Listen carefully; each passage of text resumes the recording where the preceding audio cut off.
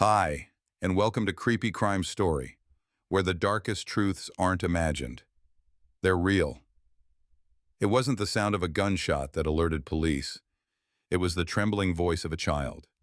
In the early hours of June 16, 2025, just after 2:26 in the morning, dispatchers in Dale County, Alabama received a call from a local landline. The child on the other end didn't scream. He didn't cry. He simply said, "My dad's not breathing. There's blood everywhere. He's still in bed." Then silence. The line didn't disconnect. It just went quiet. The house was located on West Main Street in Ayrton, a rural town that sits mostly forgotten on the map, where people wave from porches and nothing big ever really happens. At least not until that morning. Deputies arrived within minutes. What they walked into wasn't chaos. It wasn't a struggle. It was stillness. Too still. The lights inside were dim, not completely dark. The front door was unlocked. No broken glass, no overturned furniture, just the quiet weight of something already over. Inside, 38-year-old Sean Christian Watson was found deceased in the primary bedroom, one visible gunshot wound to the head. He appeared to be asleep when it happened, a white pillow soaked in blood, no signs of a struggle on the body, no indication that he ever woke up. Lying beside him was a Glock 19 legally owned, registered to his spouse, 42-year-old Annie Huffstutler. Also in the house, 5 minor children, all present during the shooting. The oldest, a boy of 12, had made the 911 call. The others were found in their rooms, frightened but physically unharmed. The person who was supposed to protect them was seated quietly at the dining table when law enforcement entered. Annie, fully clothed, her hands in her lap, eyes red but dry. She said only one thing as officers approached. "The kids are fine." Deputies secured the scene. EMS confirmed Sean was deceased. A single shell casing was located on the floor, matching the caliber of the firearm beside him. The gun itself appeared recently wiped clean, though initial GSR tests would later complicate that assumption. No intruder, no signs of forced entry, no alarms tripped, no smashed windows or kicked-in doors. The only fingerprints lifted from the firearm were partial and inconclusive. The exterior of the weapon was free of visible prints. But investigators knew that didn't mean clean hands. Only time would tell. Later that morning, Sheriff's Office spokesperson Sergeant James Varner would give a brief press update. "At this time, we are treating this as an isolated domestic incident. There is no active threat to the community." But behind that rehearsed assurance, detectives had already begun asking themselves the harder questions. Why was a man shot while asleep in his own bed, with his entire family home, and no one reported hearing anything unusual? Why did the alleged shooter, his wife, not attempt to flee or even call for help? Why was there no history of domestic disturbance at the address, and yet the scene was undeniably intimate, calculated, and deeply personal? The forensic techs worked methodically. Every room was scanned, every item cataloged. Blood spatter was consistent with a single close-range shot. No secondary projectiles. No signs of movement after the fact. Sean's body remained under the covers, only his face visible. The placement of the wound suggested he never saw it coming. From a technical standpoint, this wasn't messy. It wasn't spontaneous. The kill shot had been exact, deliberate. That, alone, narrowed the timeline of possible explanations. Accidents don't look like this. Suicides don't either. In the hours that followed, Annie Huffstutler was taken into custody, not formally arrested but detained for questioning. She didn't ask about her husband. She didn't ask about the children. She didn't say much of anything. What concerned investigators wasn't just what she said, it was what she didn't. Preliminary interviews with the children confirmed what responders already feared. They had been instructed to stay in their rooms that night. The oldest had tried to stay awake but eventually fell asleep around 11 p.m. One of the younger children recalled being told, "Don't come out, Daddy's tired." Forensic investigators bagged Annie's clothes, photographed her arms and hands, and administered a gunshot residue test. The initial swipe showed faint traces of GSR on the sleeve of her nightshirt, just enough to flag further analysis, not enough to convict. But the gun was hers. The scene wasn't chaotic, and the body was still warm. In cases like this, motive is rarely the first thing you understand. It's often the last. What you see instead is architecture, how the act was carried out, how time and space and silence were manipulated to shape death like an object. And in this case, the silence was defining. A single gunshot, 5 kids, no screams, one body, and one suspect who never left the house. Forensic technicians completed their sweep by mid-morning. The round was extracted from the headboard, still embedded, flattened slightly on one edge. The trajectory confirmed what the angle of blood pattern already indicated. Close range, from the right side of the bed, while Sean was lying on his back. He had no defensive wounds, no bruising, no signs of recent physical altercation, which meant one of two things. Either he trusted the person who shot him enough to sleep beside them, or he never heard them coming. Sometimes, the cleanest crime scenes tell the messiest stories. Sean Christian Watson wasn't the kind of man who drew attention.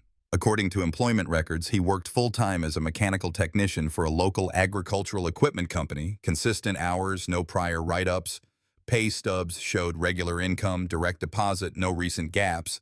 In short, stable. He was 38 years old, born and raised in Dale County, married twice to the same woman, Annie Huff Stutler. First wedding in 2010, divorce in 2017, remarried in 2021. Together, they had 5 children, all minors, all present at the time of the shooting. Neighbors describe Sean as quiet, sometimes withdrawn, but solid. He mowed his lawn, showed up to church on holidays, drove a silver Ford F-150 with rust near the tailgate. No known affiliations, no flagged social media content, no arrests, no protection orders, no documented history of domestic violence. And yet, there were small signs. The kind investigators take note of when context changes everything. The first was his sleeping arrangement. One neighbor, living 3 houses down, stated she'd seen Sean sleep in his truck on multiple occasions during the spring. Not drunk, not locked out, just alone. In her words, like he didn't want to go inside but didn't have anywhere else to be. Second, purchase logs showed a convenience store stop at 1:12 a.m. 4 days before the shooting. Receipt confirmed 2 energy drinks, a sandwich, and cold medicine. Timestamp verified. Surveillance footage backed it up. He looked tired, hollow-eyed, paid in cash, didn't speak to anyone. Detectives found nothing in Sean's phone to suggest he feared for his safety. No emergency messages, no contact with law enforcement, but there was a note saved to his Google Keep app, last edited 2 weeks prior. It read, "If something ever happens to me, don't assume it was an accident. Not all harm looks like bruises." The device had no passcode. Investigators could not verify whether the note had been written by him or modified later. No biometric authentication required on the app. Still, it was enough to flag for further handwriting comparison. His co-workers offered a consistent narrative. Sean was dependable, kept to himself, often avoided lunch breaks with others. One colleague mentioned that in early June, Sean asked for help printing out information about guardianship rights. When asked why, he said, "Just in case anything ever happens to me or the kids." Financial records showed nothing out of the ordinary. No maxed-out credit cards, no large cash withdrawals. However, a life insurance policy was updated in late May, $250,000, with Annie listed as the sole beneficiary. The timing, while not incriminating on its own, was noted. The policy had been set to expire in July. Autopsy results, pending toxicology, confirmed cause of death as a single gunshot wound to the head. No drugs, no alcohol in the bloodstream. And no recent physical trauma, weight and vitals within normal range. Dental and skeletal imaging matched prior medical records, all standard. What stood out was what wasn't there. No defensive wounds, no hesitation marks, no peripheral damage to surrounding bedding. The shot had been delivered cleanly, efficiently, during a period of presumed sleep. There's a saying in behavioral forensics, victims don't choose their death, but sometimes they live right next to it, and don't say a word. In towns like Ayrton, people don't report what makes them uncomfortable. They tell themselves it's none of their business. But the things no one said about Sean became louder in death. He hadn't filed for custody. He hadn't moved out. He hadn't told anyone he was in danger. But he had stopped entering his own home through the front door. When deputies entered the house on West Main Street, they didn't find a woman in panic. They found Annie Huffstutler seated at the dining table, hands resting on her lap, her phone face down next to a cold cup of coffee. She did not ask who was at the door. She did not ask where her children were. She simply said, "The kids are fine." Her voice wasn't emotionless, but it wasn't panicked either. It sat somewhere in between, composed, distant, resigned. Investigators began with the basics. Annie, 42 years old, was the legal spouse of the deceased. No criminal record, no active or past restraining orders, no reports of domestic disputes on file. Married to Sean twice, once divorced, once remarried. 5 children together, all minors. She had no outside employment, no separate source of income. The household had one working adult, Sean. Her name was not listed on the mortgage, not on the truck title, not on any recent utility bills. But she was the legal owner of the firearm found beside the victim. It had been purchased in 2022. The serial number matched a Glock 19 retrieved from the bedroom carpet. The firearm was registered in her name and stored, per family statement, in a secured bedroom safe. There was no sign the safe had been tampered with. Technicians found a faint swipe mark across the upper slide of the pistol, consistent with a cloth wipe. No latent prints on the trigger, the grip, or the magazine. However, trace contact was detected on the takedown lever, consistent with someone field stripping the gun. This was flagged for further lab work. Annie's clothing was collected during detainment. The nightshirt tested positive for GSR on the right sleeve, levels considered low-level positive. No residue was found on her hands at the time of testing. That, detectives noted, was not unusual if hours had passed and if the weapon had been cleaned. During the initial interview, Annie made no direct statements about what occurred. She invoked her right to remain silent after being read her Miranda rights. Her attorney advised non-cooperation during formal questioning. A preliminary search of her phone revealed no outgoing calls after 10:14 p.m. on June 15th. No calls to law enforcement, no texts sent. The last app accessed was Google Chrome at 9:03 p.m. The browser history showed a cached search from earlier that evening. Will gunshot residue stay on clothes after washing? Other search terms within the previous week included, how long does a dead body stay warm? What is justifiable homicide in Alabama? Can you shoot someone in their sleep if you feel threatened? The phone had not been reset, no factory wipe, no deleted call logs. Digital forensic specialists confirmed the search terms were locally stored, not injected via ad content or third-party apps. Her social media presence was minimal. No active Facebook or Instagram. One Pinterest board under her maiden name, last pinned item, a quote about choosing peace over being right. That was saved 4 days before the shooting. When investigators reviewed the home Wi-Fi log, Annie's phone MAC address had been connected consistently between 6:40 p.m. and 2:31 a.m. with no notable offline gaps. No other devices registered new activity during that period. One detective later noted, she didn't leave the house, didn't call for help, and didn't touch her phone once the shot was fired. That's not panic. That's control. No notes, no written letters, no voice recordings. Just a house full of sleeping children, a deceased father, and a mother who didn't say a word. It's worth mentioning, silence is not an admission of guilt, but in this case, it wasn't helping. Investigators also located Annie's handwritten calendar journal, a small, spiral-bound planner stored in the kitchen drawer. Pages before the week of June 10th were torn out. June 12th had one note: talk to Sarah, ask about guardianship. Sarah was later confirmed to be a distant relative who lived out of state. No call or message had been placed to her that week. Whether the meeting happened remained unclear. At this point in the investigation, nothing Annie had done was illegal. But everything she hadn't done. That was where the tension built. She didn't call 911. She didn't leave the house. She didn't ask if her husband was dead. She didn't ask where the children were being taken. She didn't speak. The story wasn't in what she said. It was in what could be proven. And so far, the digital trail wasn't helping her case. In cases involving a family homicide, the forensic path rarely ends at the body. It winds through bedrooms, backpacks, browser histories, and sometimes the words of children who weren't supposed to witness anything but ended up holding the story no one else could tell. On June 16, 2025, just hours after Sean Watson was found dead in his bed, investigators began the slow, careful process of interviewing his 5 children. Each was under the age of 14. All had been home at the time of the shooting. None had been harmed physically, but each would become a witness to the silence that followed. Standard protocol in Alabama requires forensic interviews for minor witnesses in domestic crime scenes. These were scheduled at the Dale County Child Advocacy Center within 48 hours of the incident. Each child was questioned separately, with a trained forensic interviewer present. No leading questions. All sessions recorded. What investigators were looking for wasn't drama or detail. They were looking for consistency. The oldest child, a 12-year-old boy, was the one who called 911. His interview lasted 57 minutes.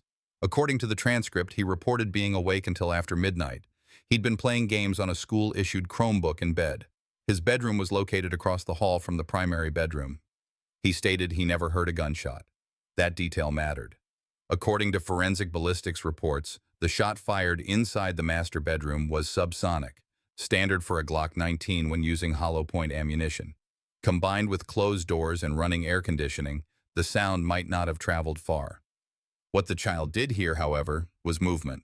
Around 2 o'clock, he heard footsteps in the hallway, then a door closing, then silence. When he woke up again at 2:25 a.m., he went to use the restroom. That's when he saw the master bedroom door partially ajar and the lights on. He stepped closer and saw his father lying still, blood pooled near the headboard. His mother was seated on the edge of the bed, staring forward. He returned to his room, picked up the landline phone, and called 911. The second child, age 10, reported going to bed after dinner. He remembered being told not to come out after 8:30 p.m. He didn't recall hearing anything during the night, but when asked about morning routines, he said something investigators flagged. When Daddy was mad, we stayed out of the room. But when he was quiet, that meant he wasn't home. This wasn't directly incriminating, but it hinted at a household operating under unspoken rules. The remaining children, ages 8, 6, and 4, were only partially verbal in the interviews.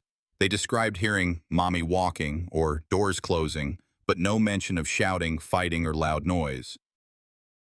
No child reported seeing a gun. No child claimed to witness the shooting. What investigators did note was spatial awareness. Each child was able to sketch a rough layout of the house.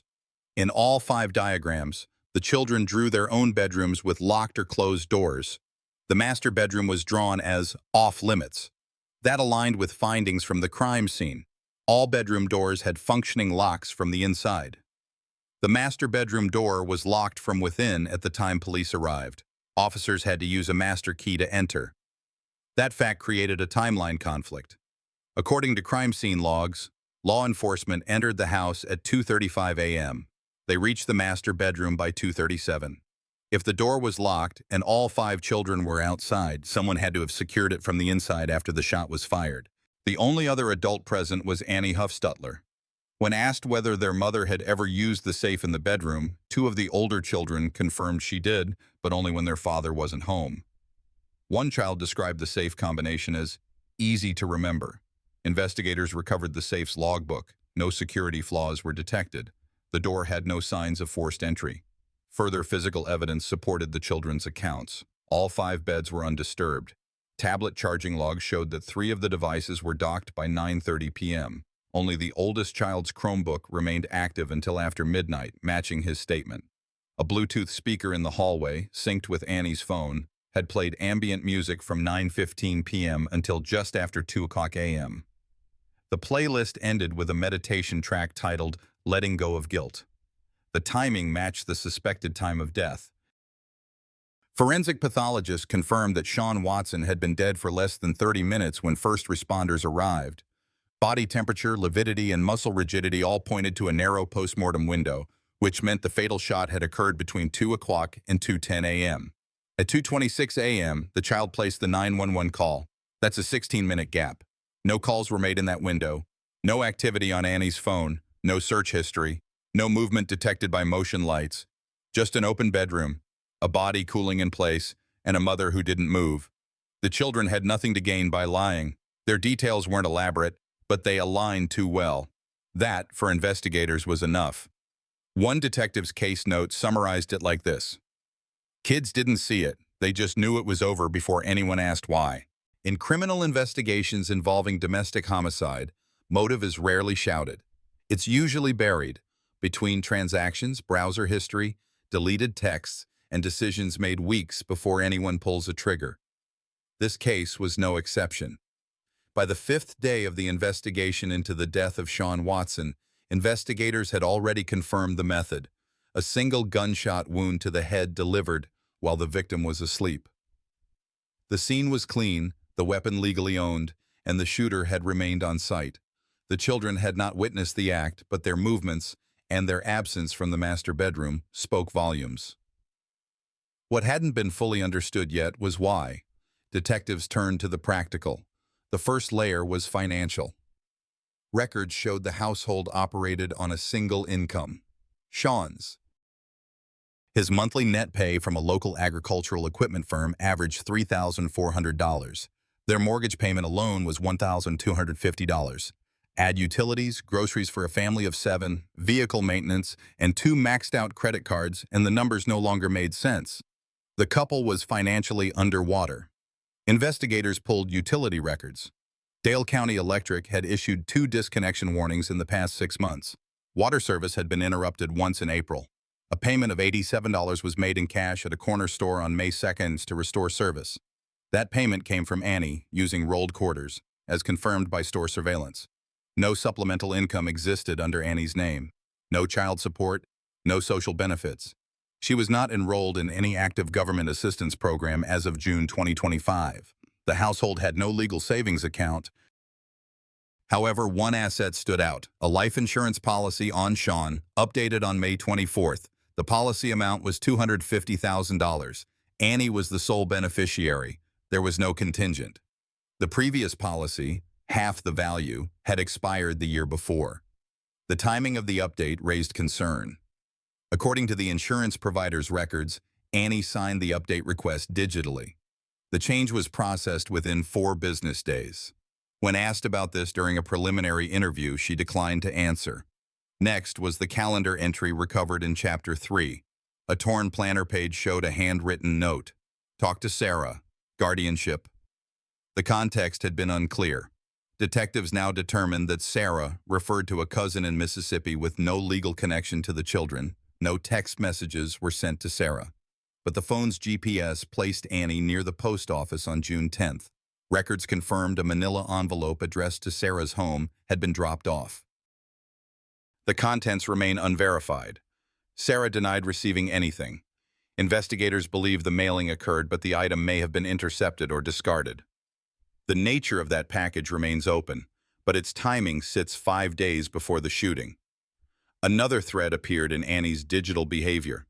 In addition to the previously uncovered Google searches about GSR and justifiable homicide, investigators recovered deleted cache files related to Alabama probate court procedures. One set of links focused on establishing temporary guardianship. Another, flagged by the forensic analyst, was titled, "How long before life insurance pays after a sudden death?" That page had been opened on June 13th. The cached scroll position showed it had been read almost entirely. These aren't conclusions, but they are patterns, and they didn't exist 6 months ago. In late 2024, Annie's digital footprint showed routine content: meal planning sites, homeschool forums, and children's dental schedules. By spring 2025, her behavior online shifted. Queries focused more on legal procedures, state-by-state custody law, and inheritance eligibility for minors. It wasn't what you'd expect to see in a crisis. It was what you might see in preparation. Detectives also found a recently deleted draft email in the Gmail trash folder, never sent. It was addressed to Annie's sister and simply read, "If anything happens, tell them I did what I had to do. I never had a choice." The timestamp on that draft was June 15th, 7:43 p.m., approximately 6 hours before Sean was killed. Whether it was a confession, a journal entry, or a misdirected draft, investigators couldn't say for sure. But they knew this: it wasn't written after the fact. One detective noted privately, She didn't just snap. She built toward this, quietly. And sometimes that kind of planning is louder than any confession. I've reviewed hundreds of crime scenes, but sometimes the smallest object, the one you almost overlook, ends up unraveling everything. In this case, it was a compact .380 Ruger LCP handgun, lightweight, concealable, and now evidence of premeditation. The handgun was found on the bedroom floor, roughly 2 feet from Sean Watson's right foot. It appeared clean, too clean, no visible prints, no smears, but chemical processing told a different story. Under alternate light sources, latent fingerprints emerged, partial, smeared, but enough to establish handling. Right-handed grip, finger pressure along the trigger guard, no prints from Sean, no contact residue on his fingers. A full gunshot residue test confirmed it. Sean hadn't fired the weapon. Then there was the shot itself, 1 round discharged. Entry point right temple, angle, downward, distance, close range confirmed by faint stippling. Forensic trajectory analysis ruled out self-infliction. Had it been suicide, the angle would have been upward or straight in. This shot was deliberate, calculated, and executed while the victim was still seated. Annie Huff-Stutler told officers the gun had been locked in its case, unloaded. But when police arrived, the firearm was lying exposed with a full magazine, -1 round. The storage box for the ammo found in the bedroom closet had clearly been moved recently. Dust patterns were broken. A latex glove was recovered from the laundry hamper, turned inside out. Sweat residue remained on the interior. Then came the surveillance footage. Annie had walked into a nearby Walmart just 3 weeks earlier, June 13th. She was seen purchasing a box of .380 ACP ammunition, exact brand and type as used in the shooting. Timestamp confirmed, 10:14 p.m. She paid cash. There was no evidence the couple had recently gone to a shooting range. None of Sean's friends recalled him mentioning target practice. And there were no known intruders. The physical trail narrowed to a single person in the house who had motive, opportunity, and now preparation. From a forensic standpoint, the chain of possession was unraveling. She bought the ammo. She loaded the weapon. She placed it where only she could reach it undetected. She may have worn gloves. She waited until he was asleep. The timeline matters. By 1:57 a.m. on July 5th, digital activity in the house dropped off. No motion from smart devices, no phone activity, just silence. The 911 call came in at 2:06 a.m. The gap, those 9 minutes, suggested time to stage, breathe, or second guess. But there was no sign of panic in her voice. If anything, her tone was too controlled. What we know now is that this wasn't spontaneous. The combination of digital evidence, firearm analysis, and trajectory confirms planning. And most importantly, it challenges the first version of her story, because now the physical facts speak louder. Sometimes in true crime, it's not just about what happened, it's about when. And in this case, the timeline Annie Huff-Stutler offered was no longer holding up under scrutiny. Investigators reconstructed the events surrounding July 4th to 5th, 2025 using a combination of digital forensics, neighbor testimony, and cellular tower pings. Based on Annie's 911 call placed at 2:06 a.m., she claimed to have woken up, discovered Sean unresponsive, and immediately called for help. But the data showed a delay. Between 1:38 a.m. and 2:04 a.m., Annie's phone was active. Not in call mode, but screen on, app switching, and photo library access. Investigators obtained a forensic extraction from her iPhone using Celebrite software. It confirmed she had opened the Photos app, viewed images saved days earlier, then accessed her Notes app. The contents of those notes were later deleted, manually. The house's Ring camera had been unplugged from power at 1:17 a.m., with the system going offline just 4 minutes later. Annie never mentioned this to investigators, yet in previous interviews she had described herself as paranoid about security. That contradiction, combined with evidence that the camera was disabled just before the gunshot, was more than suspicious. It was strategic. More inconsistencies followed. Annie stated she hadn't left the bedroom all night, but door sensor logs from the ADT system showed movement at 1:43 a.m. at the rear sliding door. A digital footprint she could neither explain nor erase. Neighbors had already told police they didn't hear a gunshot. But by now, detectives suspected the murder may have occurred before the 911 call, and the body left undisturbed until Annie finalized whatever she was doing on her phone. Forensics circled back to the phone activity. Data logs revealed that between June 20th and July 3rd, Annie had visited several websites focused on staging a self-defense shooting. She searched phrases like, "Can you shoot someone in your sleep?" and "How long after death does GSR disappear?" These queries were not hypothetical. They were targeted. It wasn't only technology catching her in contradictions. Her own statements evolved over time. In her initial police interview, Annie said she and Sean had fallen asleep peacefully. But by her third interview, she introduced a new detail, that she heard a loud bang, but dismissed it as fireworks. This retroactive claim raised flags. Why mention it now and not during the first report? Weaving through these inconsistencies, one point became clear. Annie's narrative was shifting in response to the evidence, not leading it. And for detectives, the motive wasn't rooted in a single fight or a singular act of violence.